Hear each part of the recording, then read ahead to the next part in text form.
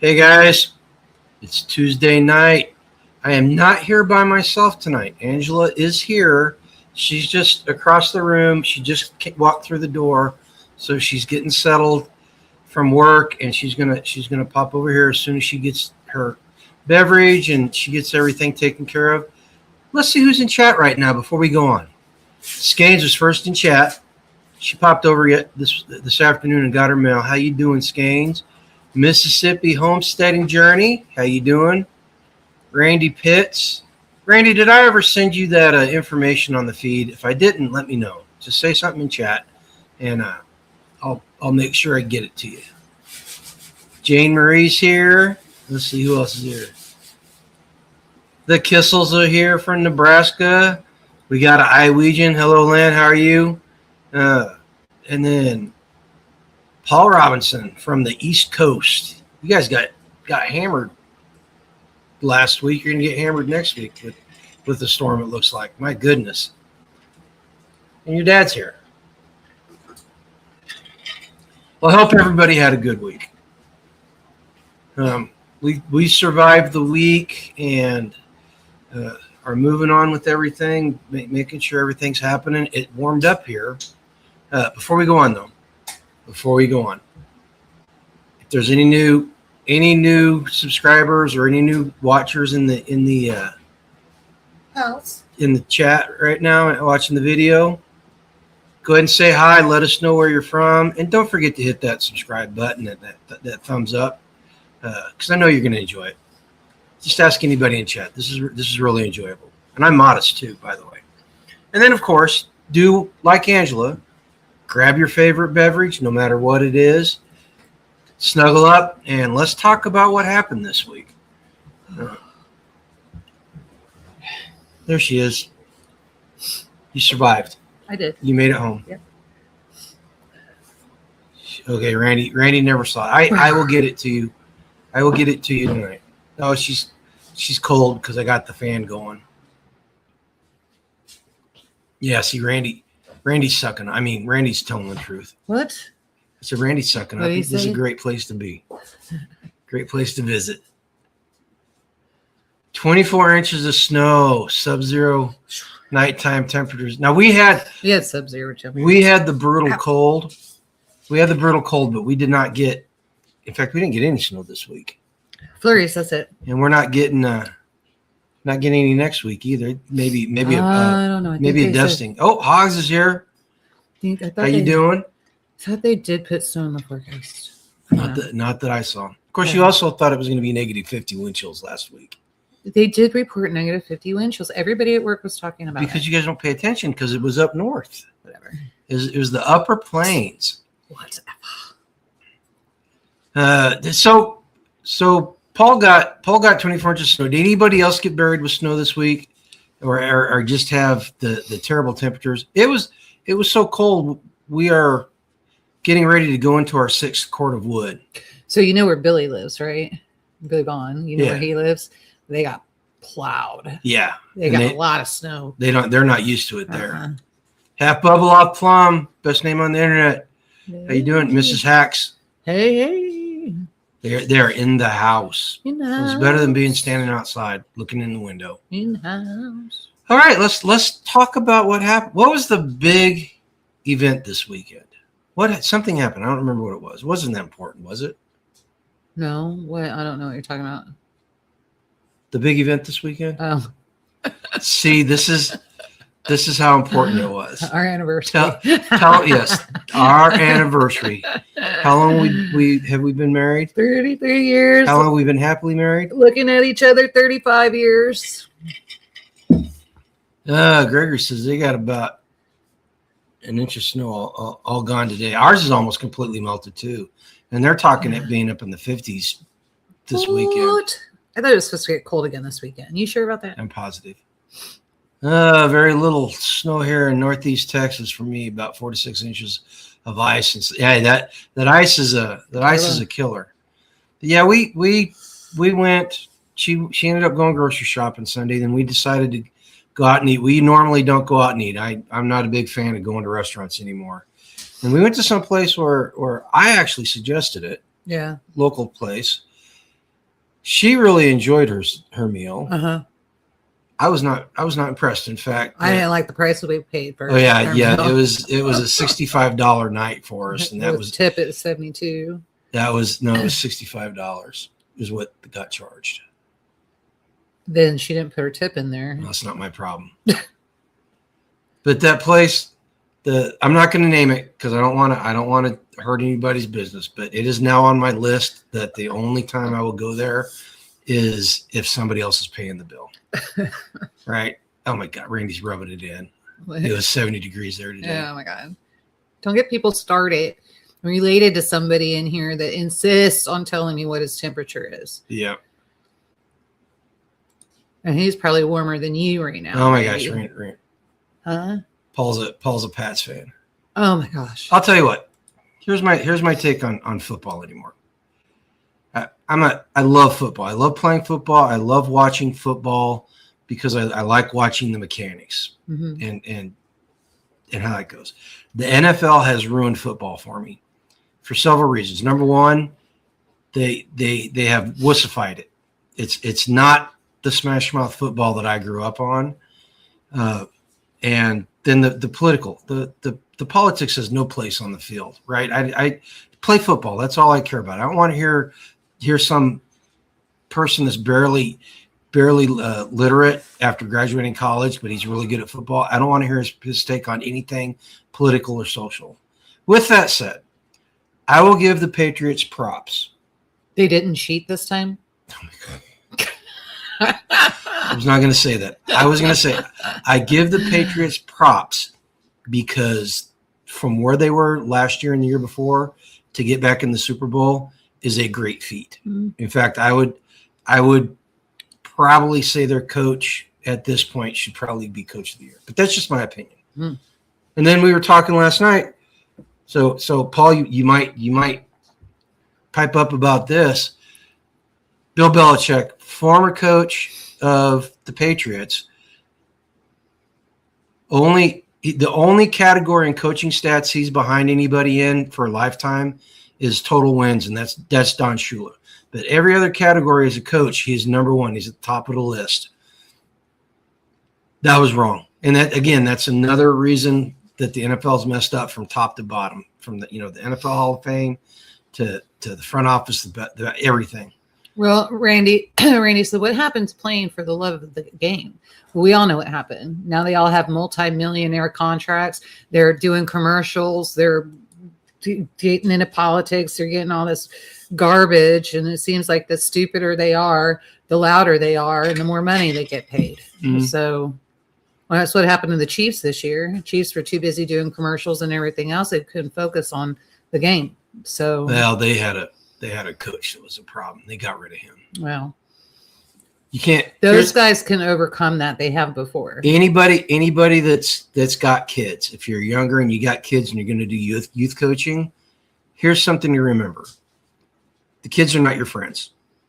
All right, they are. You are the coach. They are the players. You see what Lynn says, and Lynn's right. Everybody that I know of is boycotting the. I'm not even going to watch it. The half game. Yeah, we won't either. Not the half game, halftime. The show. Like they've got some guy who dresses and dresses, only will sing in Spanish and hates America. Like, why? Oh, that's who you put in the Super Bowl? Not very brave. Yeah. Hey, listen, she said half game, but she corrected herself. That's a huge win because when we first got married 33 years ago, it was the color of the uniform. Is the team and the red team, that one. she went totally off the uniform color. I knew who the Chargers were, and I knew who the Raiders were because they were SoCal teams right at the time. Yeah. So I mean, but I didn't watch football, so I really didn't care. I will say this. I will say this about our dinner. I have grown as a person. It's been a long, hard road, but I have grown as a person. Because there was a former commissioner who's a total douche sitting at the bar at this place. I'm all whispering. I'm like, look over there. Kieran goes, where? And so kind of just did this number. And he goes over at the bar. And I go, yeah, look over there. Look who that is. It's your friend. It's your friend, Dan. Look over there. And he looks and he goes, oh, douchebag. And really loud. I was like, oh my God. But I I'm seriously, trying to be discreet. I sat there the entire time not the entire time. He did not control my focus, but I fought. I really wanted to go over there and tell him what I thought about him. Yeah. But I didn't. So I'm becoming. I honestly don't think you have to. Dan knows how I feel about him. Dan and I get into it all the time because he cannot split politics and his business. In fact, I quit going to his business. So just because he would trap me in the store and then we'd have conversations and it never ended well because he was always trying to convince her that he was right. Right. Well, he was trying to rip me off. So no. Not happening. Well, and you know what? That's a good lesson. That's a good lesson in community building and activism. If you truly dislike somebody or you dislike a business's politics, don't use it. We had that conversation. She used that guy multiple times, and every time she did, not every time, but once I figured out what kind of person he was, I asked her why she kept going to him. I was like, I don't know. He was recommended to me, so yeah, I don't know. Yeah. Yeah, Lynn, that's true across the entire spectrum of the game. But you know what? And we're bagging on the NFL, but all the professional sports have that. I'll tell you one thing though. I'm not sure the professional lacrosse league up in Canada. Paul's done. He's over it. Capital letters. Time to get back, G. Well, no, let me finish this thought. They had a professional lacrosse game on the TV because it's kind of like a sports bar we went to. Not really, but it's a sports restaurant, right? You call that? What was it? It was lacrosse, but they've got a professional lacrosse league up in Canada, and I'd never actually watched. Oh, last night. Oh, the game that was on TV. Yeah, on Sunday. Oh yeah. I had never watched lacrosse. That's a brutal game. That's almost as fun to watch as rugby or Australian rules football. But that was the big thing. You were yelling. Do what? You were yelling. Oh, that was the big thing on the weekend was getting that, and then working on the wood. I mentioned earlier that we're going into our 6th quart of wood. Man, we've been burning a lot of wood. It's been cold. Yeah, it has been cold, and we've got a very efficient stove. If I Well, in your situation and my situation, you and I get colder easier now than we did before. So there's that. I'll tell you this: our stove is so efficient that if I load up the wood box and then get a fire going and I open the door, you can literally feel it sucking all the air from the house into that stove. Yeah. And it gets nice and toasty. Yeah, you missed it earlier. It was like that in here. In fact, I had to come in here for a little bit because it got so warm. Is that why the fan's on? Yeah. But hey, HG's here. Hey, HG. HG's here. Yeah. But it's just I was down there in the woodlot this weekend, and my gosh, there's a ton of deadwood that fell down, like windfall or deadwood that got blown over this year. I mean, there's probably some pretty high winds. There's probably between the standing deadwood and the windfall, there's probably 7-8 cords worth of wood back there just waiting to be cut, which is nice. Speaking of trees, we got our what's that? Mrs. X.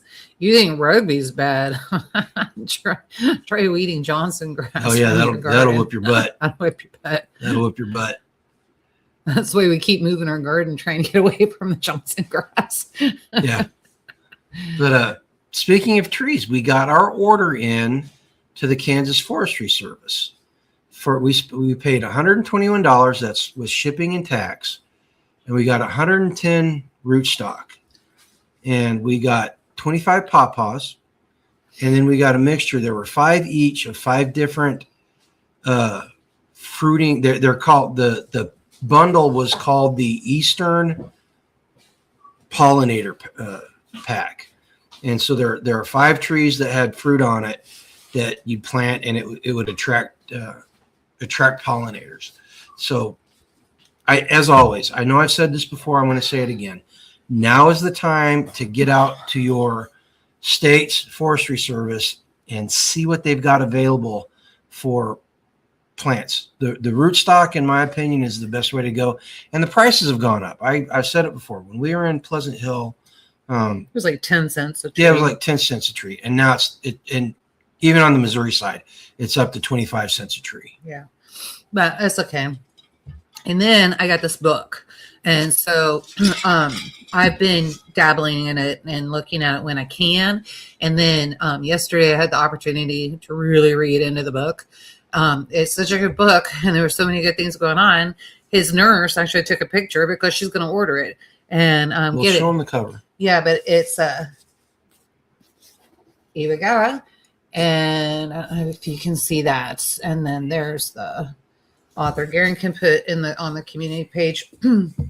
Enrique Salmon is the one that did it, and it's really the kinship of plants and people. So it's all the natural medicine and the Native Americans all over Native America. It even goes into the details. There were 800 different tribes and languages in the United States before the English got here. And so, it goes into that stuff. Then it talks about traditions and that kind of thing, and on planting and when to take the trees when you cut them. It talks about what the insides for the white part or the green part, what you would do with any sap. It talks about what you would do with bark. It talks, all this stuff.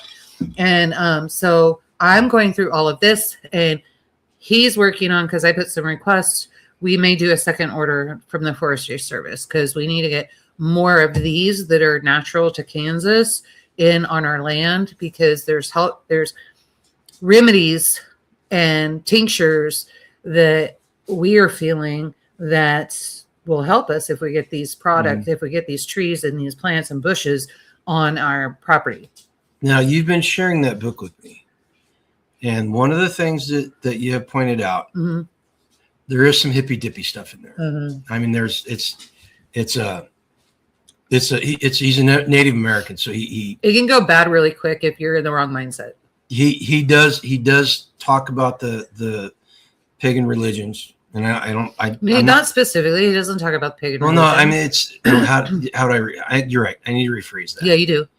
He traditions, tribal traditions. Well, but the reason why that's important, the tribal traditions, and why it's important to the book, is because nothing was written down. Nothing. They didn't write the books down in the history. Everything was learned, and it was told in stories. So he's trying to take those stories and what was learned and put them in a book. And he keeps it really simple. This book is only 80 different varieties, just so that you don't get overwhelmed. So I'm really hoping that there's more books, and I'll look and see if there's any other additions to it, because I like to have them all. But I was flabbergasted. I'm sitting in the middle of a cardiac center, and literally one of the first trees that I'm looking at and I'm reading on is what? On how to keep that body healthy, how to keep that heart going and doing all of that. And it was pretty amazing. And then I have, everybody knows, this is not news, with my nerve damage and all of that. The third bush that I get to, that is for the nervous system. And I'm like, this is a no-brainer. We totally need to be doing this. So Paul's asking, when you say rootstock, do you mean to graft onto? No. Mm-mm. When they sell the rootstock, they let it grow, and the plants vary anywhere from 1 foot to a couple of feet big at the time. And they pull it out of the growth medium and wash the dirt off, and then they pack it in. Usually it's wet sawdust that they pack it in. We've had moss a couple times. Yeah, they use moss or peat. Well, peat moss. Peat moss. Use peat moss. That they ship it to you, and then you get it and you plant it directly in the ground. And it's bare root and. Yeah, Randy, that's right. Well, yeah. they call it rootstock here too. They bare root and rootstock. Okay. It's probably just a terminology. Semantics. I've heard both. So yeah. because even down in Arkansas, the major nursery that we use, the one that we pimp out all the time, Food Forest Nursery, he calls it bare root, and so he sends us up the trees, and then we grow them, see how they do, and then if we like them, we pimp them out to you. And so, which did you get that order in? What order? For Food No. Forest Nursery. And he said pick out 6, so you need to get that done so they can get shipped. Gregory wants to know if the book is specific plant specific to Kansas and the Plains. Or? Nope, it's the entire United States. Talks about it all, and so it talks about each. So in fact, you're part of the Plains. You're part of us, and we are in combination with. Let me make sure I get this right. We are in combination with the mountains, Colorado, and then Colorado is sanctioned with Southwest, and you're talking about the regions overlap, and North. The regions overlap. Okay. And so then on the East Coast and Southern, the Indians would trade back and forth, and then all the tribes would trade back and forth. So eventually a lot of the trees and plants and that kind of thing overlapped and ended up in each state.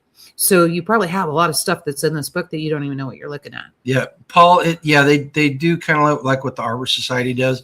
I would get online and look for your state forestry service, because I have yet to see a state that did not sell either live trees or bare root. Mm-hmm. I have yet to find one. Mm-hmm. And again, guys, the finances, the financial aspects of it all, they're so cheap compared to buying a tree with a root ball, an established tree, that you can have a 78-80% failure rate, and you're still ahead per tree as far as the financial cost by like magnitudes. Unless you order from foodforestnursery.com. He's like insanely gracious, and then his prices are good. His prices are good, yes. Excellent, actually better than I've seen ever. Well, and he doesn't sell live. Does he sell live trees too? Yeah, that's what he sent us. Those were bare root. Those alive. Yeah, those were bare root. Yeah. No, I'm talking root like. They were big. They were big. They were huge, they were huge. I've never seen anything like that, especially at the price that he was selling them for. And he has a 365-day guarantee. Mm-hmm. So I mean, it's kind of a no-brainer. And we do get trees from him. Yeah, so, we do. And we got to get our order, and we get 6 free, and then we will not free because we pimp them out, but we're getting 6, and then we will order more. So gotta get that done. So HG's got 40 acres. He needs to develop and regenerate back from conventional ag. Yeah. Yeah. So that's interesting because we had that conversation too. And so that's a sticky thing here. Mm-hmm. Because if you get on Google Earth and you look at this area, there are a lot of trees. I mean, a lot of trees. Mm-hmm. And historically, up until 100, 150 years ago, unless you were down in a river valley or along a creek bed, there were no trees in this area. Mm-hmm. It was all grassland. So if we were to regenerate stuff back to the way it was, we'd be cutting all the trees down, especially the eastern cedar that's here, because that is completely invasive. But I'm still looking at trying to get traditional, like native grasses back onto the property. Mm-hmm. Yeah. So Kansas had 21 different type of natural grasses, and they had been spread from all over, from Nebraska, Colorado here, because the buffalo would come through and they would drag the seeds and all of that and then filter that through. So we had a lot of really good natural medicine and stuff, on the ground here that we don't have anymore. So, unless it's intentionally planted. If you drive through Kansas, we are to the east and a little bit north of the Flint Hills, but that's what Kansas used to look like. That and then prairie grass so tall. There's stories of settlers riding across it, and all you could see was the head of the Top horse, of the horse. the head of the horse, and the head of the man sticking out of the grass. It was so tall. Yeah, Mississippi Homestead, they said they were getting bees this year. Nice. We would love to get back into bees. We tried. Where we live. There's too much spraying. Yeah, there is. There's way too much spraying. You know, and even other people have that had established hives had problems the last 2 years with people overspraying. Yep. Well, it didn't help that the flyover planes overspray and drop where they're not supposed to. That doesn't help. So I got a video showing the field I'll be working on. Big flat blank slate. nice. That's always fun. Yep.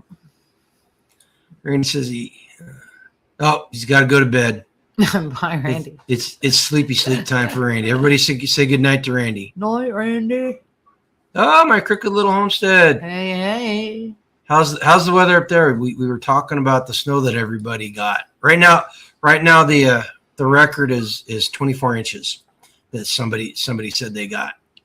So Lucy, if you can beat that, let us know. I bet you can. I bet she can. You want to see something cool, guys? I don't know. Go find a picture of Niagara Falls taken this week. It's all frozen over, and at night they hit it with colored lights, and it's really cool looking. Yeah, but you gotta freeze your butt off to go look at it. No, you're looking at a picture. Okay, it's like someone looking at a picture. But yeah. So, let's see here. Animals. You know, nothing really went on with the animals. It was cold. We did lose one of the ducks. I got a turkey that thinks it's a dog. Yeah, we got a turkey that thinks it's a dog. She's in a kennel back here. You might hear her squeak every now and then. But she's the one that we took out, and she got beat up, and the other turkeys. I did not introduce her properly. I should have known better. But so she's in here, and then it's been too cold. You know, you can't just throw them out. Can't just throw them out when it's cold like that, because they can't regulate their body heat. They'll go into shock. You know. So now she likes to snuggle, and it gets really weird. She wants to be pet. It's insane. We have about 4 feet so far, and at 53 inches. My good grief. You can keep that. Gregory says northwest of us in the sandhills is the prairie is mostly unchanged except for the cedar trees in places. Yep. I got relatives that live out in North Platte and Big Springs. In fact, when I was a kid, we used to be able to go up to Lake. Cannot remember the name of the lake, but we used to go up there and we would go see the sod house that my grandfather grew up in as a kid, because they moved from Oklahoma up to Nebraska, and they literally lived in a sod hut, and it was still there back in the 70s. Yeah, really weird, because the house that in Colorado where your mom grew up is still there too. Yeah, but it's a stick-built house with adobe additions. Yeah, but I just think it's strange that that's still standing. But why?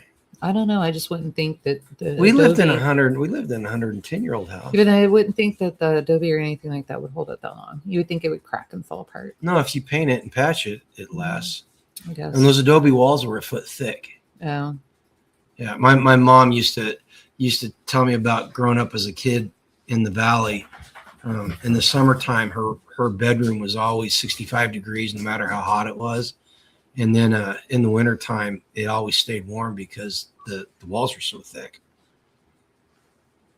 What's this? Stung me 3 times the first time, unprovoked. Oh, the bees. The bees. But those weren't honeybees either. Those were bumblebees. Bumblebees. Yeah, those are big ones. That's the one that got me in the eye. Let's see here. She says, I kept 2 roosters and 2 hens from my Cornish cross meat bird, and now the hens are laying eggs. Awesome. We're getting an egg or 2 every now and then, but they're not. Nobody's laying on a regular basis. Too cold, and I need to get in there. I haven't cleaned the coop out and since it got cold and it's starting to get kind of nasty, but everything's frozen, so I Yeah, can't. you and Susie got a lot in common. Susie's mom grew up in a Saudi. Oh, really? Mm-hmm. It's very interesting. Mm-hmm. I always think of the outlaw Josie Wells, the gunfight at the end, because they were living in a sod hut too with adobe walls. Mm-hmm. Yeah. Oh man. So yeah, and the animals are just the dogs. The dogs are not fixed. And last week they were all going through their cycle at the same time, and I could have killed them. Mm-hmm. They were playing. The border collies were playing the dominance game 2 or 3 times a night, and it's like, get off each other. And then Fancy was just became very needy. I think moral of the story is, as soon as everybody's done, they're all getting fixed. Put some barn lime down. It helps with the odor. Yeah. But what odor? In the chicken coop. Oh. Yep. That, and then you could bury dead bodies under the chicken coop too. I told you about the turkeys and the guineas living up in the tree. Well, they crapped so much that area underneath the tree, it's not going to grow any grass. This Why? It should be well fertilized. No, it's they're like there's inches of it on there. But it is going to make good fertilizer once I get it up and moved. Her mom was a 2-story. Oh wow, that's impressive. Been feeding the birds. Oh, the wild birds that come into the house today. Or come in. Okay, yeah. That's what we haven't done since we moved here. Back at the old house, I always kept a suet cake out for the wild birds. And we always kept hummingbird feeders out. And I don't even know where our hummingbird feeders are. We had them, but they got put away for the winter, and I don't know where we put them. I love the hummingbirds. The hummingbirds are so cool to watch. An older friend grew up with chickens. He said that chicken coops were the nastiest thing he dealt. No, there's worse. Yeah, there's worse. There's some worse. You just gotta, if you leave the chicken coop and you only clean it once a year, yes, it can be very nasty. If you clean it frequently and seasonally, then you can keep it under control. You usually do once a month. I usually do once a month because I'm getting I put straw down and I get all the bedding out and I get into the compost pile. And I do that at the same time I clean out the hay lot where we put the hay bales because when the skid loader's working, I'll get 10 yards of that stuff at a time. And we always had good compost. We're not going to have good compost this year because the skid loader's been down and I haven't been able to. We don't have any compost piles. So what? Yeah, we don't have any compost piles. That's not good. That means I'm going to have to go get soil. Well, we got all the soil. We got all the soil that's in those blue barrels. Well, yeah, but then I've got to get all that. I got to get the coconut. I got to get all. You know what I mean? I got to get all that stuff ordered because I have to make the soil that's already been used. I have to bring it back to life. Kissels are getting invaded by geese and robins. Yeah. We've had, so I saw a woodpecker on the side of the road bullying blue jays. Well, that's good because blue jays are buttheads. Apparently woodpeckers are too. I'm like, why is that woodpecker laying in the road? It was like standing there and all the other birds were around it. And you could tell like they weren't happy and he was not moving. I drove by him and he didn't even move. Sure he was alive? Yeah, he was standing up. We had a cat that was a stray that my parents brought home. My mom brought it home actually. And it was the meanest cat in the world. Seriously, this thing was cranky, very affectionate when he wanted to be, but he would rip your arm apart if you touched him at the wrong time.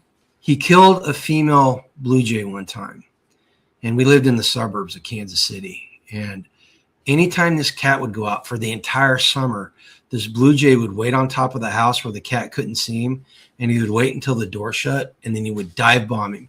And you could sit. I remember, gosh, I was like 8, 9 years old.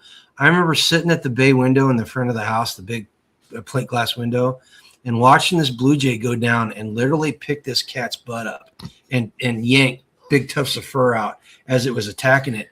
That cat was terrified. That by midsummer, that cat was terrified of going out of the house. Do you remember that big fat black cat that we had? That was that Stormy? What was its name? In Grandview. Midnight. I can't remember what its name was, but that cat. Oh my gosh, the Blue Jays would dive bomb him every time he walked outside because he was just so mean. But yeah, something about cats.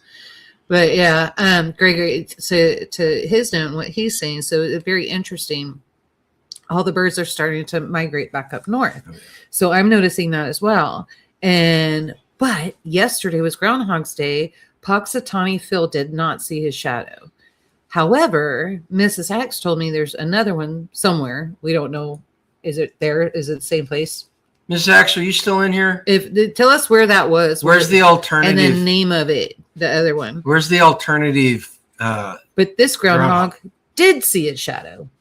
So does that mean we have to have a groundhog in every state to see when spring is coming for each state? I heard that Puxatawny Phil saw Tom Homan's shadow and said there was at least 6 more months of deportations going on. That's what I heard. 6 more months or 6 more weeks? 6 more months. Let's see. I cleaned and painted the chicken coop, general area, and the goat kept. What are you doing? The goat kept. I don't have my glasses on. I cleaned and painted the chicken coop, general area, and the goat kept banging. The goat kept banging into the door. The goat kept banging in the end of the door. His head into the door got covered with paint. That's something I need to. That's something I need to do this summer. I need to pressure wash that thing and paint it.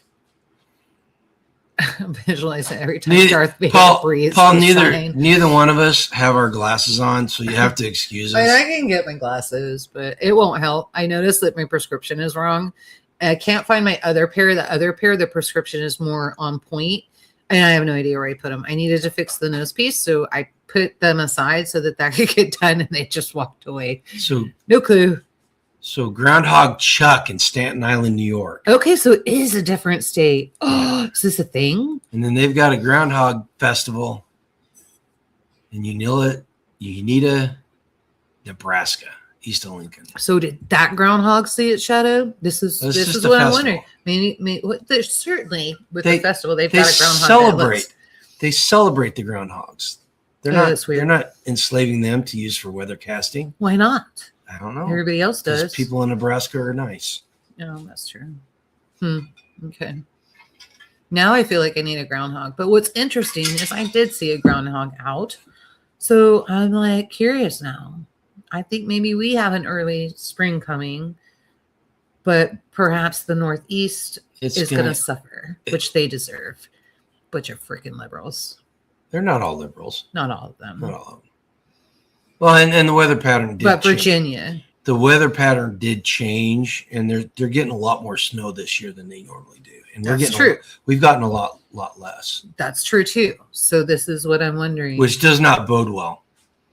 Because now it's a guessing game of how early do I get the plant started. So. You know that you're going to get them started early, and no matter when you put them out, there's going to be a late freeze. So we need it hoops. Always happens. So we need hoops. Plastic. More plastic. I don't know where my hoops are. With the film out in the outbuilding. I have boxes of film out there. No, I may have thrown. That was all PEX. It was all PEX, and then it was with my big boxes of plastic. Okay, I'll see if I can't find them. I want to say I got a whole bunch of PEX we can use anyway. So I want to say I think it's that back portion in the outbuilding that is towards the road, all the way in the back by the back door. I think you put everything there on the shelf. I'll look. Okay. And like I said, I got a whole bunch of used pecs that That we can do. I don't want to because we use. won't have to use a lot. It just be just need a low level. So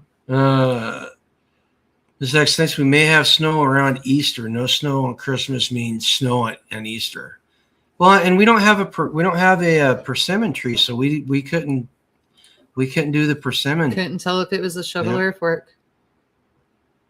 And the woolly worms this year that were kind of spot on.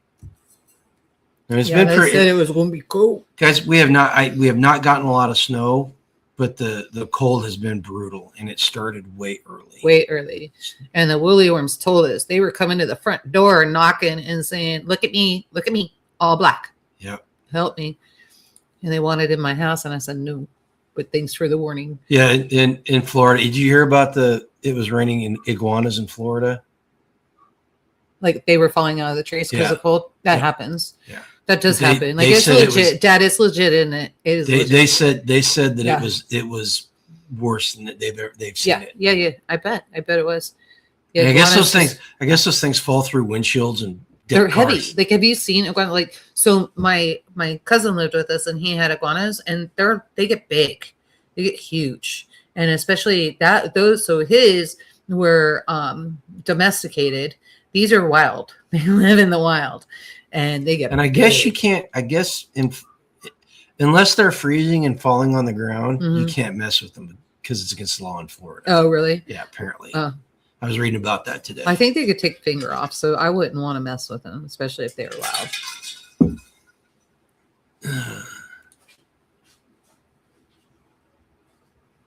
Let's see. There are 89 weather forecasting procrastinators in total.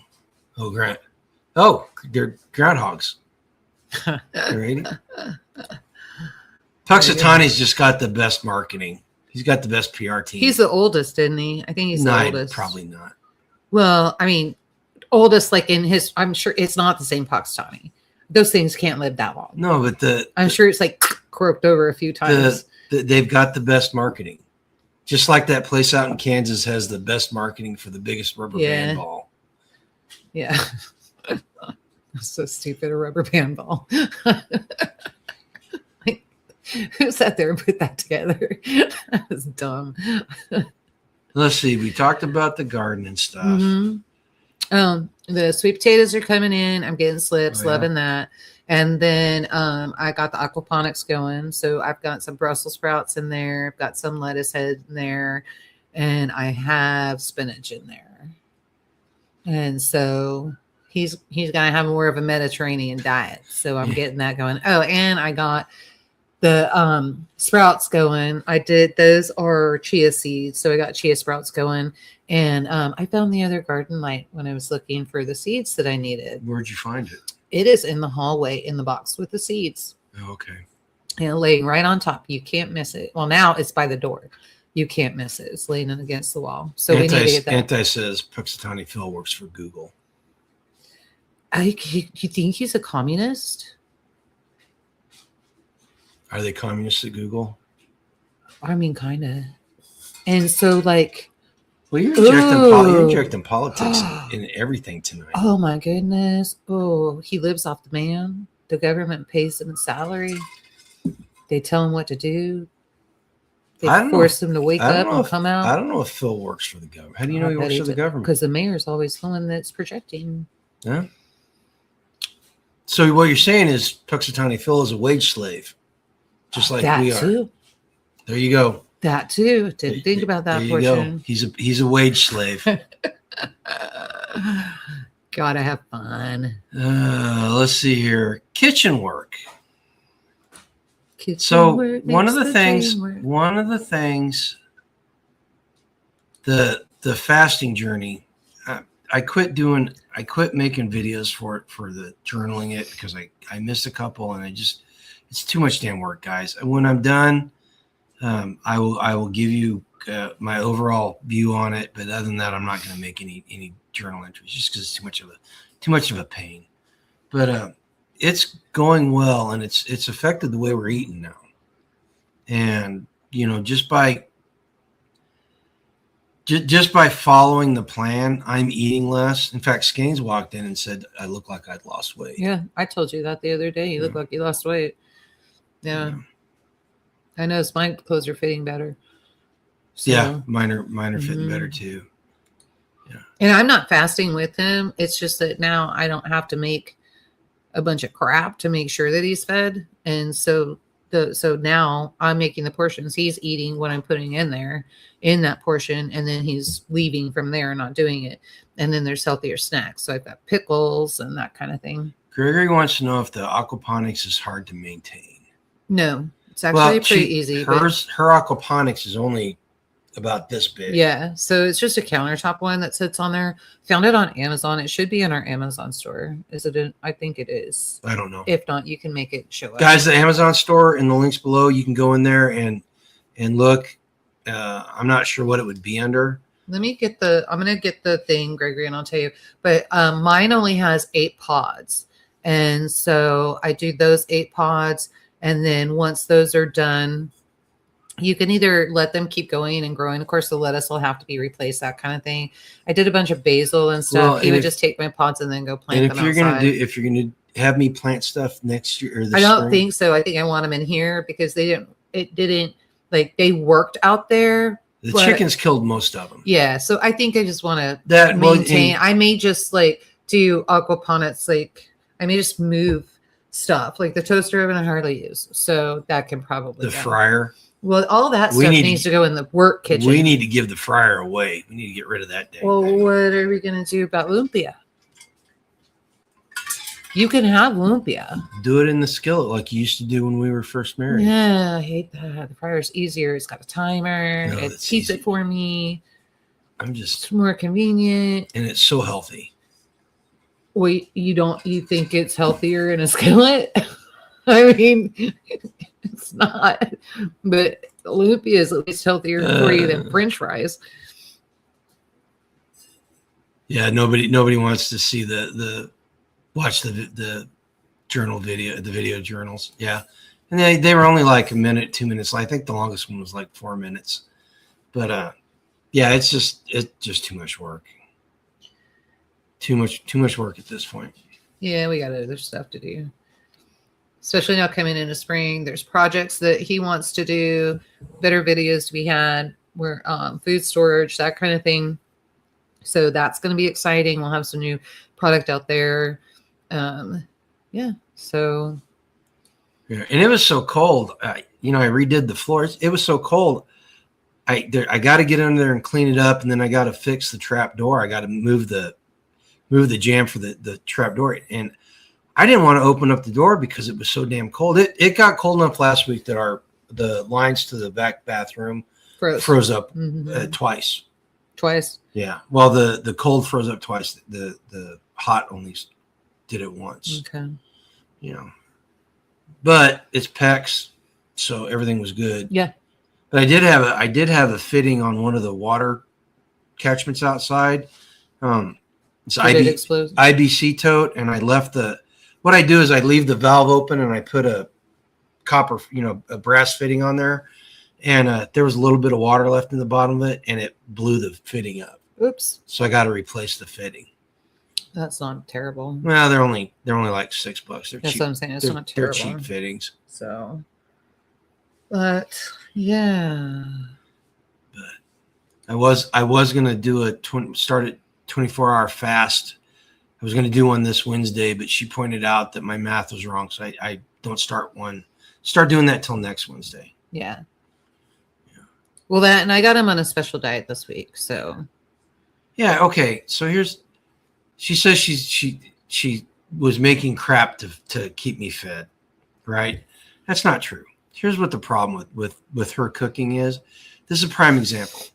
She found these protein bagels. I had a doctor's appointment, so I couldn't eat until after the doctor's appointment because it was way early. What is it, about 2:00 when I finally ate? Mm-hmm. But she took this bagel and she cooked an egg. Actually, no, we didn't leave until 2:00. We didn't get home until 3. But she cooked an egg and put it on this bagel, and she was that cream cheese with chives and garlic stuff? and herb cream cheese. Garlic and herb cream cheese. And I ate this thing. It wasn't very big. It was only about that big. Oh, Skeens is going to bed. Had a total of like 30. I think when I calculated it, that snack had a total of 36 grams of protein. Right. But I ate it, and I looked at her, and I said, this is why I'm overweight. Because you cook crap like that, and I want more because it was so good. So that's yeah, but I was like, are you full? And he's like, yeah. And I'm like, then don't eat anymore. well, But I want more. That's part of the No. discipline. That's part of the fasting thing. That's why I'm doing the discipline. But when I didn't have the discipline, that's how she undermined me. Doctor, mind you. Yes, you undermined me. You wanted another one. I'd have cooked you another one, but you didn't need one. You had 36 grams of protein. See, you would have undermined me if I wanted it. I knew I was making dinner and you were going to be eating 2 hours later, so I probably would have said no. I'm just saying. Our well pump quit last Wednesday and had to have it all replaced. Ooh, that's not good. Yeah, that stinks. The hacks know some of that saga. Their well pump house, there was a pipe that broke there. So they were out of water. Mr. Hacks got it fixed, got that done. And then now another pipe they thought was in the well house. It's not in the well house. It's somewhere out in the area the reason why we know this, another cabin.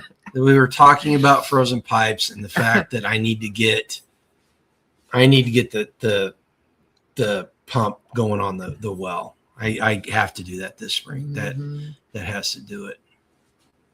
Yeah, Gregor, they did not have a good week. Yeah, no, it really sucked for them. We're so sorry for you guys. Yeah. So what? Still, I can't say I'm sorry. We know what that is. Yes, we do. We experienced it. So stinks.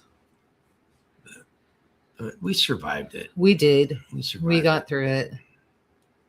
You know what's funny though? So it's really interesting to me in banking because a lot of farmers' wives work at the bank, and so we're standing around, and we were on our break, and we were talking about farming, and the suckiest part of farming, everyone was in agreement. It's the losses. Oh yeah, it's the losses. I was thinking about that yesterday. Mm-hmm. Yeah. When you get wins, you want to celebrate. You want to do that. You work hard. You expect it because that's what you got into. But the losses suck. Well, and so this last year, like I said, the predators were really bad. We lost 30 some chickens. We lost 60 chickens the year before during the winter because it was so cold and we screwed up. I'm not going to lie. Well, remember the year before that, 2 dogs went stray. Yeah, 2 dogs attacked our flock and that was 4 years ago. Was it 2 years? Yeah, it was 2 years ago because Tony was still living back here and I thought they were his dogs because I was going to shoot him, but I wanted to give him fair warning to tie him up. It wasn't his dogs. It was somebody else's dogs. So it's tough. That's why you don't name the animals if you can help it. Yeah, it sucks. Yeah. Knock on wood, we've had with the. But it's not just animal losses. It's losses. Period. It's just when the chicken coop burned down. I think I was equally sad, not just about all of the chicks and the chickens and turkeys that were in there. I was equally sad about the amount of effort that we put into building that and money, and then it was just gone. It was like, that was terrible. Yep. But you deal with it. Farming is about love or survival. Yeah. Is it labor, love, or survival? That's absolutely true. And I hate to say this. I'm getting at the age where I'm starting to think about life after being able to do all this stuff, because there's going to come a time when we're not going to be able to maintain this. We're not going to be able to take care of the animals. And now's the time that I need to start planning for that. Even if it's 15, 20 years down the road, now's the time I need to plan for it. Mm-hmm. Right. The coop, it's a very big coop, and I'm not sure it's maintainable by somebody that's 70 years old. You know, We won't know till we get there. And then, and the deal is that, it would be different if our kids were closer, because I think the kids would jump in, the No, they grandkids. wouldn't. I think the grandkids would. Mhm. I think they would jump in. And especially, there's a lot of side hustle and stuff like that as the kids get older. And maybe we just offer that to some of the community kids. Mhm. And okay, so we'll supply all of the hay. You can have X amount of whatever animal here. So when we get the hogs set up, okay, you come, you work for us, you do this, we'll supply feed, hay, all of that stuff, and then you get X amount of hogs. But it's your job to come and do everything, and then you can sell the hogs or do what you need. HG made a very good point. Mm. This all holds true unless You're a Terminator. Unless you're a Terminator. Yeah. Lucy shames us all on a regular basis Yes, with her efforts and everything that she does. Yes, she does. She is a force of nature. That's no joke. Physically, it's harder for us to put in a long day of work. Oh yeah, my body's the wear and tear on my body is terrible. Mm-hmm. Yeah. Yeah, now we're starting to see some of the repercussions, both of us, of the wear and tear on the body. And so. Yeah, you go till you drop, basically. Yeah, pretty much. That's what I'm afraid of. You can get up, get in the truck, run up to the coffee shop, have coffee with all the guys, complain a little bit, and then come home, do chores. No, actually, Paul, my plan is to. I was thinking about this. Tell me what you think of this plan. What's that? When it's time to quit doing this, we sell this place, Mm-hmm. get top dollar out of it because we rebuilt it, Mm-hmm. and we go. Well, we are rebuilding. It's not rebuilt yet. It's where we go near where the kids live, and hey, we're buying a piece of property. You live in the house. Put a tiny house. We'll put a tiny house out there. I don't want to live in a tiny house. Okay, well the kids can live in the tiny house. They're not going to live in a tiny Somebody house. can live in a tiny house. Nobody's going to live in a tiny house. Thank you for poo-pooing on my idea. Don't you say are tiny so house. negative. Just put another house on there. You are so negative. I don't want to live in a tiny house. I'm not happy with the space that I'm living in now. You want to put me in a smaller house? Are you insane? How are you going to pay for a big house? I'm selling this house. I'll be fine. But you got to pay taxes. They got taxes down there too. Not nearly as bad as what Kansas has. This is true. Taxes there. Did we tell you about the IRS coming at us? The Kansas IRS coming at us. There's another story for 2020. You want to get me riled up. They so my work back in 22 gave us W-2s. She filed her taxes, and then 2 weeks after we. Gregory says he'll retire when they send him up the hill. But they screwed up my work screwed up the W-2. We'd already done it, and we were like, okay, we'll deal with it whenever. Because I'm usually pretty early. Like if we don't owe a crap ton like we do this year, I'm usually pretty early. When we owe, I won't file until April 15th. So just is what. But they hit us with $1,400 worth of back taxes. Yeah. And they want it. They want it now. They want it now. Well, they want it in March 21st. Next month? No, 12th. I think it said 12th, no, right? it's 21st. Okay. It's 21st. I'll look at it again because it's the third week. It's the third week of March. I looked at it. Okay. Because I'm. Did you have glasses on when you looked at it? I'm planning. I can tell where the little black mark is on the calendar. I'll look anyway. So. But but that brings me to something I wanted to talk about tonight.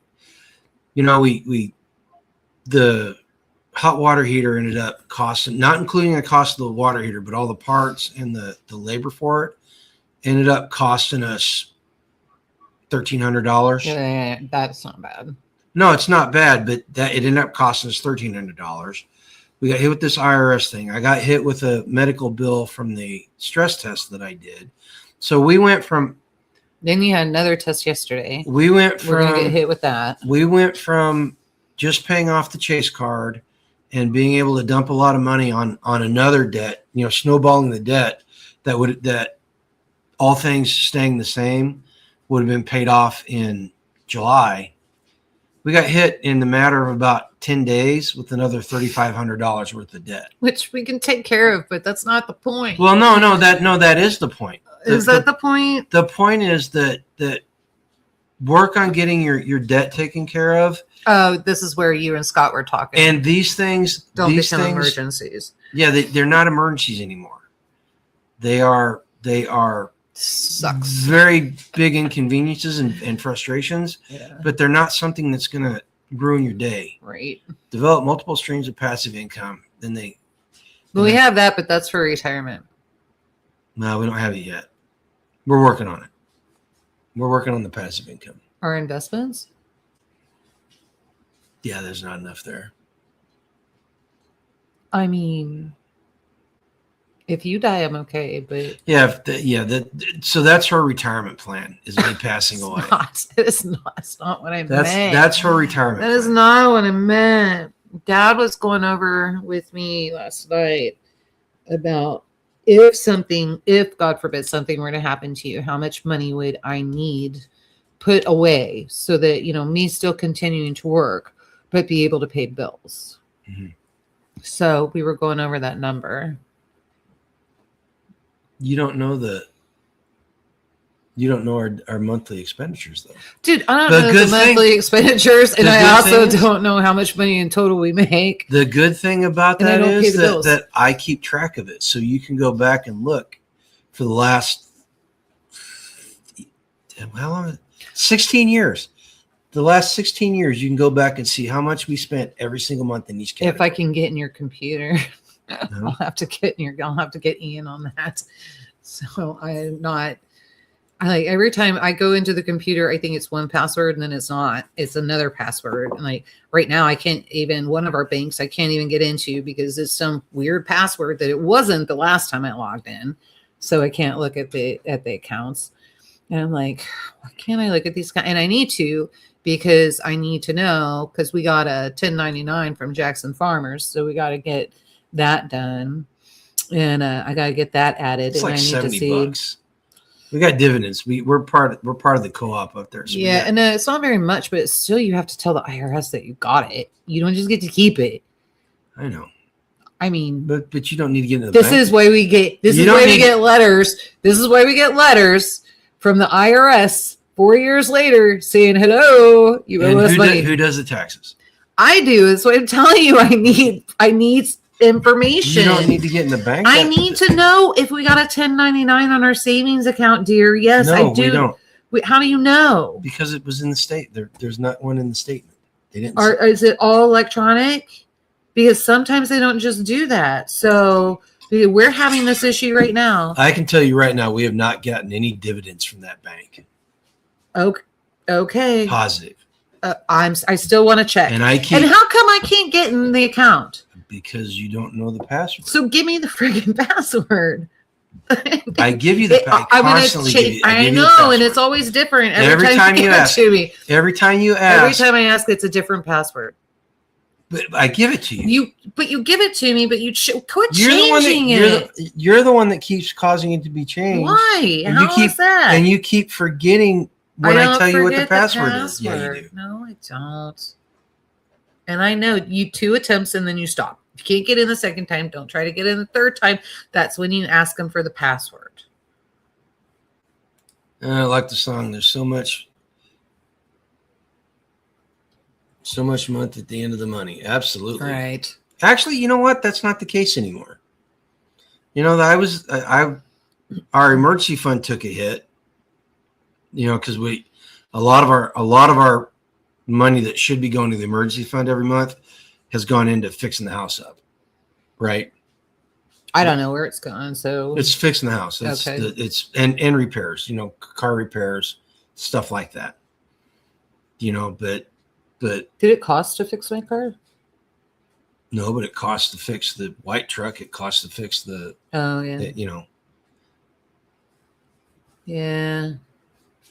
I think that we need to pledge ahead, and we need to ask Donald Trump to go ahead and give us a tax break for life experience. If you get a tax break for having children, right, you should get a tax break for just crap happening for life. So what you're saying is we shouldn't have tax. We shouldn't have tax Why? because theft. There she goes. And if you like that, if you like the taxation is theft, go down in the link below and go to our spread shop and buy yourself a taxation is theft t-shirt. Did you know that in our county, we can actually pay our taxes because we have to, but we can do it under protest, and we have to sign a paper that says that we're paying it under protest and then go before the board and let them know we're paying it under protest. They try to humiliate you for paying under protest, for having to pay your taxes. Who tries to humiliate you? The commissioners. Oh, you know what, guys? I'm not involved in local politics anymore. I decided that it's not good for my stress level, which is not good for my heart. So I am not, again, this is why I was proud of myself Sunday night, because I've grown. You know, they want to see angry. I can show them angry, but it's just not, it's not worth it. And it says pay an accountant, dividends are taxes as our taxes passive income. Don't pay earned income rates on individual. On dividends. On dividends. Little planning helps to avoid taxes. Yeah. Well, that's, maybe I'm kind of there, Lynn, this year with looking at what I owe the state, what we owe the state of Kansas. I'm about there. It doesn't make any sense to me. I usually do the TurboTax, and then I get it where have an accountant working with me. We should get the hacks to come on with us one night and give people a master class on how to structure your life so you're not paying taxes. We should do that. We should do that. They do an excellent job of that. They are very accomplished at it. Now, they do pay some taxes because they have vehicles and that kind of thing. Yeah. But, yeah. And property. They pay personal property taxes. Let's see. England used to tax the pilgrims on windows, so the pilgrims would eliminate some windows in the term that tax the daylights out of you. Huh, interesting. I did not know that. It's interesting. Yeah, I'm my militancy is going to be curbed a little bit on the public square. I'm still gonna be militant here, but I'm gonna step away. I was extremely militant on Discord today. Okay. Not on the community Discord, on the Midwest Preparedness Discord. Oh. So there was a meme. I found a meme. I missed that. It didn't even come through my feed. Are you on Midwest Preparedness? Yeah. I found a meme that was about the church takeover that Don Lemon got arrested for. And it was a couple and their kids sitting in the pew, recoiling in revulsion and terror from the freaks that are around them. And the lady saying, "We don't talk politics in church." And the liberals are going, "Well, you will now." And I started thinking about it. And tell me what you think about this, guys. Maybe our churches should be talking politics. Maybe our society would be better off if pastors forgot about protecting their 401c3 status with the state. Because here's the fact. Here's just a simple fact. If you go to church that has that 501c3 status, it is an agent of the state. By definition, it becomes an agent of the state because there are certain things that the state starts regulating at that point. Mm-hmm. All right. So if your pastor or the church leadership is putting that ahead of speaking the truth about the immorality in politics and bad politicians in your community and laws that are unjust and against biblical theology, maybe you should start looking for a new church, or looking for a new church leadership, or looking for a new pastor, or maybe having your church get rid of that tax-free status. You know, because and I know this goes on. I know there are churches like this because we've been to them. We saw them in action, where they were more concerned about the tax-free status, so they wouldn't have to pay a bunch of money, than they were preaching out of the Bible. And I just, that's the type of militancy I'm talking about. Hawk says his church talks politics all the time. Yeah. Well, that's one of the reasons I like Preston, because Preston didn't shy away. He was no holds barred. He let it out there. Yeah, the pastor at the church we went to in Pleasant Hill, he did not hold back on commenting on the immorality in our society. Yeah. Leftist churches don't worry about it. They know that they never. Yeah, this is true. This is absolutely true. But I'm, that's one of the things behind this rogue revolutionary idea that I'm developing, the book that I'm writing, is that we need to get back to morals in this country, because our society is immoral. And I'm not going to lie, I contributed to that through my youth. I contributed to that in my middle age, and I regret it. There's stuff that I wish I would have been better. I wish I would have done it better when I was younger. I'm not sad about it. I mean, it is what it is. I did it. It made me who I am. It put me in a position now to where I can feel the way I feel about this stuff. So, but if I can save somebody else from having to go through the hassles that I went through because of life choices, then good. Right? So that's the type of militancy I'm talking about now. It's 12 after 9.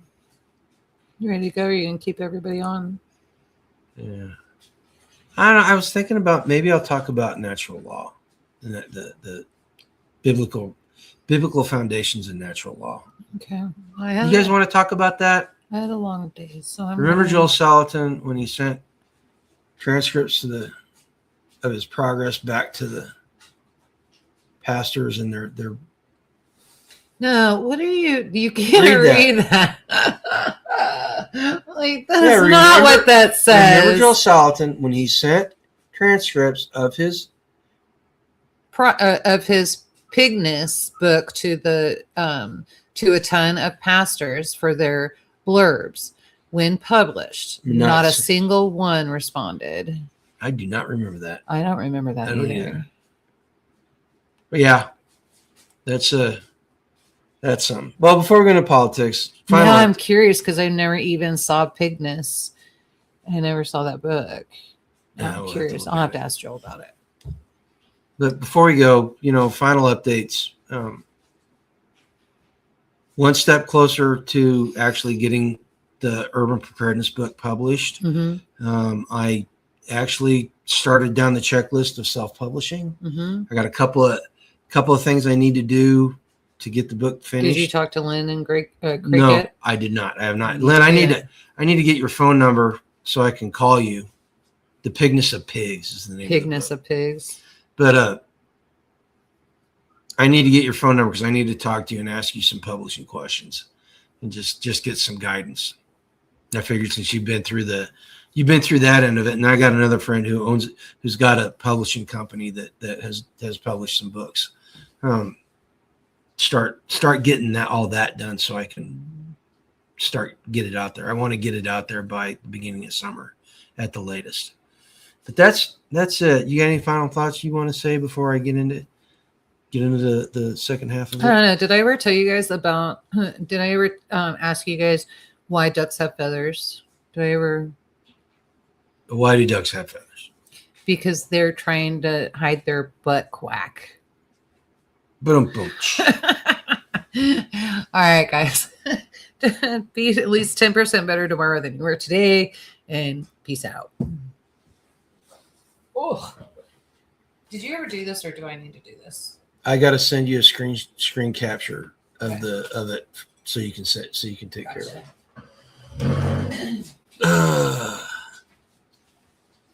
The marvelous Pigness of Pigs, absolutely. Lynn says he had a publisher, but I have some notes on self-publishing. Yeah, I've got a publishing company They contacted me Sunday night at like 8:00. I was like, who the hell No, it was Saturday night. Sounded desperate to me. But... It was Saturday night. They called me wanting to know where I was on the book and getting it published. And I was like, who the hell does that? People who like to work. Yeah. Paul says later. Later, Paul. Okay, so there's so much that went on. There's so much that went on this week that we could talk about. You know, but it was all stuff that it's meant to inflame us, right? And I don't want to be inflamed anymore. At least not now. At least not right now. I mean, there's you can go out there and spend 5 minutes on the internet and find something that some liberals done that just will enrage you and make you shake your head out of disbelief. And I want to tonight. I decided I want to talk about what we should believe in. And my opinion. This is my opinion of what we should believe in. You know, and natural rights came to mind because I was working on the Rogue Revolutionary book, and that's part of the foundational beliefs, right? And it should be, if you're a constitutionalist, then it should be, you should feel it's foundational too, because that's what Western philosophy and Western everything that was behind the founding ideas of the country are founded on, right? So let's talk about natural rights for a little bit. So, and guys, I'm not going to sell myself as an expert on this. I am not a theologian. I'm not there's nothing in me right now that makes me an expert at this. This is just stuff that I found and I find very interesting, and I find it very convicting. Is that convicting? You tell me at the end if this is convicting, okay?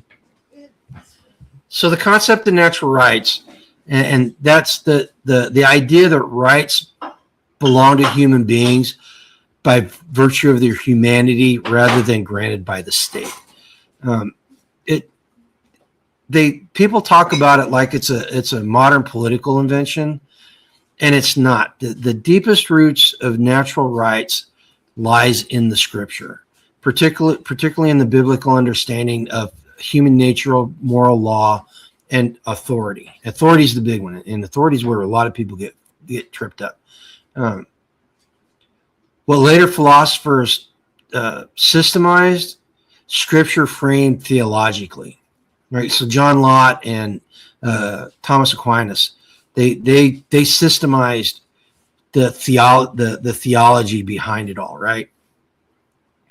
So the first aspect of natural law is imago Dei, which is human dignity as the source of the rights. I mentioned that just a while ago, and it's a foundational biblical claim that human beings are created in the image of God, and you can see that in the book of Genesis, chapter 1, verse 27. So God created man in his own image. In the image of God, he created him. Male and female, he created them. From this follows several core implications that come into the humanity of it. Human worth is intrinsic, not contingent on status, utility, or permission. Now, our society has thrown that on its head. Our society, a lot of people in our society have taken that 180 degrees. You know, your status, your utility, or permission. You know, do you have permission? But each person possesses moral significance independent of the rules or institutions. To violate a person unjustly, that's an important word, unjustly, is to assault something God has endowed. This doctrine grounds the idea that certain rights are pre-political. They existed prior to government because they arise from creation itself.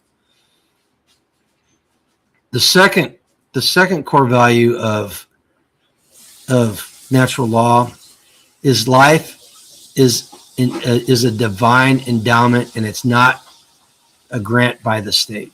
So the scripture consistently treats life as sacred and inviolable. As I keep that's such a hard word, except by divine or just authority. Again, there's that word just. We said unjust and just.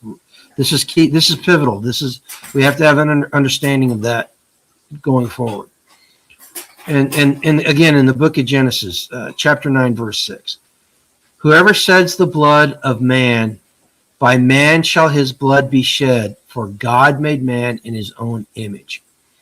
So what that passage establishes is life has moral protection rooted in divine image bearing. It establishes the prohibition against murder. It presumes a right to life, and that murder is a very important word, because if you look in the original Greek of the Bible, murder and killing have two different meanings there. Killing, there is such a thing as a just killing. Unjust killing is murder. And again, our society has turned that on its head. This is why the pro-life side, I believe that abortion is murder, and you can feel however you want about abortion, but you will never. We cannot have a definitive conversation on abortion unless you can admit that aborting a fetus is murdering a human being. Period. That we cannot have any discussion on it that will be substantive or beneficial until you can agree to that. Because up until that point, we're not coming at it from any angle whatsoever will intersect at any point. Okay, and then the last thing it establishes is that authority exists to defend life, not arbitrarily dispose of it. Communism in the 20th century killed anywhere between 100,000 or 100 million and 120 million of its citizens. That's not including all the wars. That's just communist governments arbitrarily deciding that people serve no purpose in the society and they could get rid of them, or they were a danger to the society. All right. So the state is thus positioned as a guardian, not an owner of human life. Think about that in context to the way liberals want to form government. All right. Think about it. Okay, the third core of natural law. Moral law written on the human heart is natural law. So the scripture affirms that moral knowledge is not limited to revelation alone.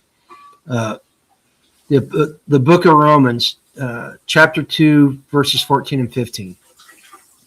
For when Gentiles who do not have the law by nature do what the law requires, they show that the work of the law is written in their hearts. This is foundational to Christian beliefs. This is how the person that's never been exposed to Christianity can come through Christ, because it's written in their heart. The goodness, the 10 Commandments apply to you whether you're a Christian or not. The idea that murdering your neighbor is bad, the idea that stealing his stuff is bad, the idea that sleeping with his neighbor is bad, it all leads to a society or a culture that's in conflict. All right.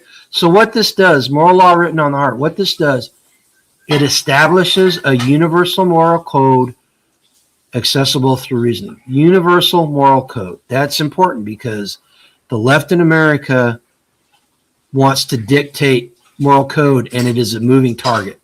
And what's acceptable to them today may not be acceptable tomorrow. Take the woke experience, the whole woke mind virus. How the moral moral order changed when all that came about. And a moral accountability is independent of government decree. Moral accountability, one of the aspects of fascism is that the state is the basis for the culture's morality. You gain your morality through being associated with the state. That's one of the foundational aspects of fascism. That flies directly in the face of moral law, because you can't gain moral authority and have the accountability through the state. It's independent, and it also it creates a shared ethical grammar that transcends culture. Again, there's the universal truths in the Ten Commandments that I talked about. Natural rights emerge from this moral order. If humans can recognize moral duties by nature, then corresponding moral claims, i.e. rights, also exist by nature. Okay, the fourth core element of natural rights: limits on human authority. Biblically, no human authority is absolute. If you're a Christian, you believe this. In the book of Acts, chapter 5, verse 29, we must obey God rather than men. And this is one that trips a lot of people up. You know, the render unto Caesar what belongs to Caesar is taken completely out of context by a majority of people. You know, the whole idea that you render obedience to an unjust or immoral leader is just wrong. So, and you see this throughout Scripture, right? Rules are delegated, not sovereign in themselves. So the rulers are delegated, right? They serve at God's will. They are not sovereign in themselves, and we see what happens throughout the Bible whenever rulers decide that they are sovereign in themselves. Authority is conditional upon justice. There's another form of that word, just, and I just said it before that. You know, we don't follow unjust rulers, and we don't follow unjust laws. Now, part of not following those unjust laws is trying to get those changed through the avenues that are set forth under the Constitution, right? But you know, we always fall back on the fact that sometimes violence may be necessary, right? And obedience has moral boundaries. This is a no-brainer. This is such an easy one to do. It is my job. They told me to do it. We hear that from so many people. I was just following orders, right? And the big ones, the big one is Mr. Funny Mustache back in the 40s. You know, that's an easy one to point to, but we see it in our culture all the time. I mean, how many people during COVID bowed to the intrusion by the state? One of the reasons why we live here is because that pushed against my moral boundaries, and I wasn't going to let them dictate to me. All right. So the limits on human authority imply that individuals retain obligations and, by extension, rights that precede political authority. These are the inalienable rights that they talk about. You know, the state cannot take them away from this. They can only suppress them. All right. The fifth core element of natural rights is property and stewardship. This is an important one. This as a permaculture guy, I believe this 100%. But it goes beyond permaculture. But the commandment against theft assumes legitimate possession. Thou shalt not steal, coming from the Ten Commandments in the book of Exodus, chapter 20, verse 15. The Scripture treats property as a form of stewardship under God, protected from arbitrary seizure, i.e., taxation is theft. Excessive taxation is theft. We can quibble about that. I'm going to say excessive taxation is theft because there's some arguments that can be made in the Bible for that, but I don't want to get into that right now. And it's necessary. Ownership is necessary for family and community stability. If they can come steal your stuff like they're talking about doing in New York City now, the new housing authority leader has come out and said that white homeowners and some people of color that own homes are going to have a new relationship with property. What that means is that the city is going to seize their property. While not absolutized, meaning it's absolute, property is normally real. Another pillar later articulated as a natural right, and this argument here, this portion of the property of stewardship. People say that we don't own our property because the state can come take it if we don't pay taxes. Yes, that is a true statement. The state can come take it if we don't pay our taxes. But I own that property, and if anytime the state seizes anything on back taxes, that is unjust and improper in my opinion. And biblically, I can substantiate by just what I just said. All right. The sixth core. I hope I haven't lost you guys. Lynn's the only one that said anything so far. Human nature does not change. Scriptures are a manual on how to live your best life. Sins are viewed as something against God. In reality, they are self-harming and harming others. Yeah, which in and of themselves are against God because we're going against the natural order of things. So the next one, the sixth core aspect of natural law is justice as objective, not constructed. Biblical justice is not defined by powers or consensus. Boy, that's a dirty word. Consensus has become a dirty word in my mind. A book of Isaiah, chapter 10, verse 1. Woe to those who decree iniquitous decrees. In non-King James version, woe be to them who make laws that are unjust. That basically what that's saying. So this presumes that laws can be unjust. There are a lot of people in our society that think just because the government passes a law that it is just. There's a difference between being legal and being just. That's core aspect here. Second thing is authority can be immorally illegitimate. Think about that for a second, and think about how that runs rampant through our society these days. And finally, appeals exist beyond positive law, meaning that you can appeal to God. How did I come up with explaining that? We can appeal to God for these natural laws if the earthly laws are unjust.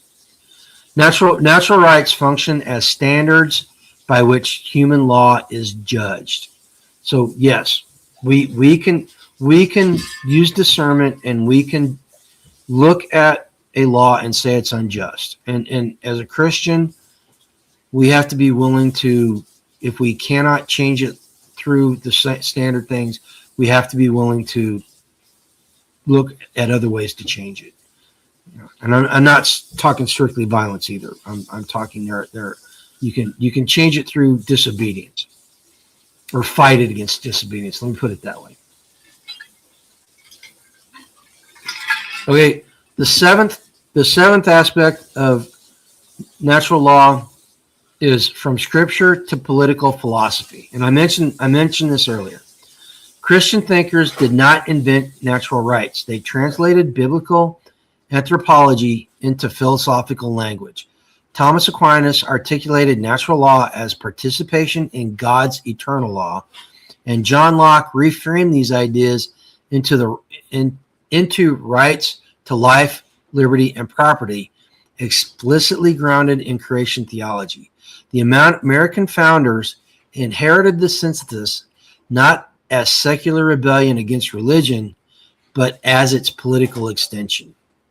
And this one, if you take this tact, I'm telling you right now what's going to happen to you, and it's going to come from people on the right and the left. They're going to call you a Christian nationalist if you have these beliefs. All right. Do not let them sidetrack you from your beliefs by them calling you that name. You know, you may come to conclusions that Christian nationalists share, but that does not necessarily make you a Christian nationalist. All right. And the key defining factor there from what I've garnered is Christian nationalists have a religious litmus test that they feel should be applied to political leaders and stuff. Where in fact, that's antithetical to the foundation of the country.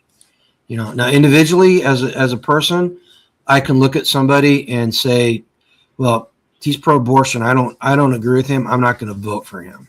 Right. I'm going to look for somebody that aligns closer with my beliefs. But I'm not going to say, yes, you have to believe these things or you should be excluded from partaking in government. All right. So here's the conclusion. Natural rights are not a rejection of biblical authority. They are a product of it.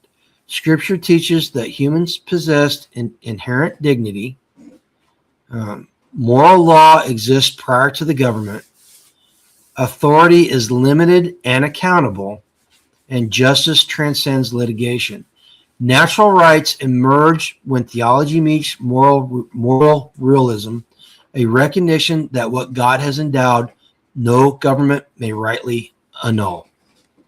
Now, I hope you found that interesting. I hope you found it as interesting as I found researching it and coming up with it. This whole thing about natural law came from a conversation I had on Discord, in the community Discord, about egalitarianism. There are some things in the philosophy of egalitarianism that I do not agree with, and unless they are contextualized under the idea of natural law. And one of the problems with the modern translation of egalitarianism that people talk about, and again, both sides of the spectrum talk about this, is they decontextualize the biblical aspect of it, and at that point it becomes mutable, right? And maybe next week, you guys, you know what? After I put this, put in the comments down below. If you're still here, I managed to maintain your attention. Put down in the comments after I'm done here whether you want to hear the stuff that I came up with about the morality and egalitarianism, because it's actually pretty interesting and it's very nuanced and it's important.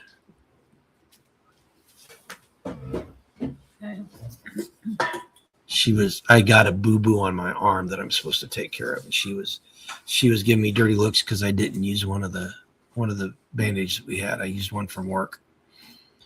So yeah, go ahead and put that in there. Let's see here. Lynn says, whatever happened to sticks and stones? People now cower because they're afraid someone will call them a name. How the name, the home of the brave, has embarrassed itself. Yeah, and that, you know what? you know what, Lynn? That's the whole idea behind the Rogue Revolutionary. It's a moral restoration project, because we can't fix our society unless we fix ourselves first. And a moral society is a reflection of moral citizens, right? And so we need to do that. And not America.